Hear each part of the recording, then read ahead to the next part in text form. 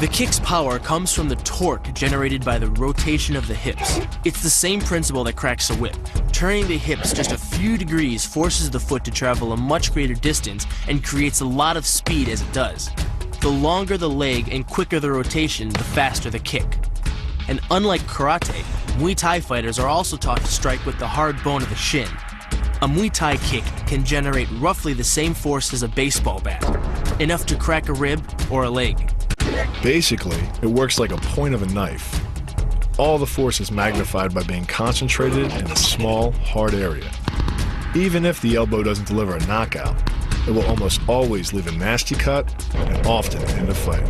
It's not the arms, but the legs that drive our fists. Like a piston, the explosive power of the legs is capable of generating hundreds of pounds of force, all to a very vulnerable area, the soft underside of the opponent's jaw. Like the Hanuman move, the flying knee relies on the explosive power of the legs. But rather than spread the power of our blow over two fists, it concentrates it into the spear point of the knee and combines it with the force of gravity. It's the equivalent of hitting our opponent in the chest with a sledgehammer.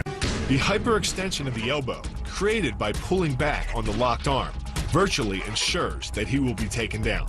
The knee strike to the wrist dislodges the knife and further loads the elbow and shoulder. The technique can easily result in damage to the elbow joint, the tendons of the rotator cuff, or even a broken arm. The key to this move is turning your opponent's lower arm into a lever. By grabbing his arm during the initial attack, you set up the lever such that direct loading to his elbow joint is achieved. Once the elbow is locked and loaded, you can pull a much heavier opponent off balance by simply lowering your center of weight. With practice, the ninja can hit his intended target from distances as great as 45 feet. At impact, that's more powerful than a Major League Baseball pitch. This move is more about timing and precision than power. Instead of hacking through the limb, the first strike imparts an injury just a few inches below the elbow. The sword's razor-sharp blade easily slices through the soft tissue of the attacker's arm.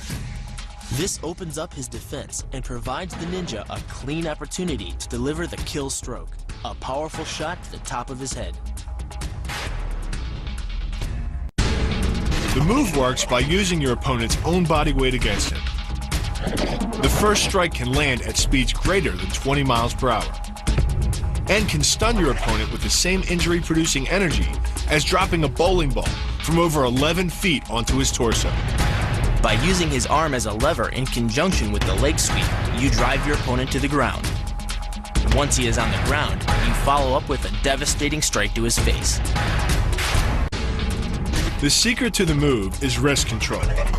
By rotating your opponent's wrist to the maximum extent of its range of motion, the bones of the wrist lock against the bones of the forearm and make it impossible to bring the strong muscles of the upper arm to bear. Then, you can pull your opponent off balance and into a potent knee strike. The combined force of the knee strike and your opponent's forward momentum can be as much as 2,000 pounds, enough to dent sheet metal. The effectiveness of the Pola Kaimao lies not in raw power, but in speed. By relying on your triceps to snap the strikes forward over the elbow, 3 blows can hit in 7/10 of a second.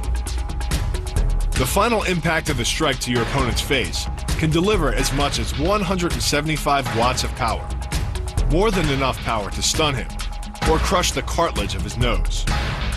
You then add insult to injury, firing one last shot into one of the most sensitive regions of the body, the groin. Pulling off the move relies on 2 factors. The first is to combine the block and the strike into a single action. This reduces the time your opponent has to respond to just 1/10 of a second. But the real focus is to aim your strike at the throat. Because as little as 76 pounds of force can collapse the larynx, the strike doesn't need to deliver a lot of force to be deadly. One blow like this and the fight is over.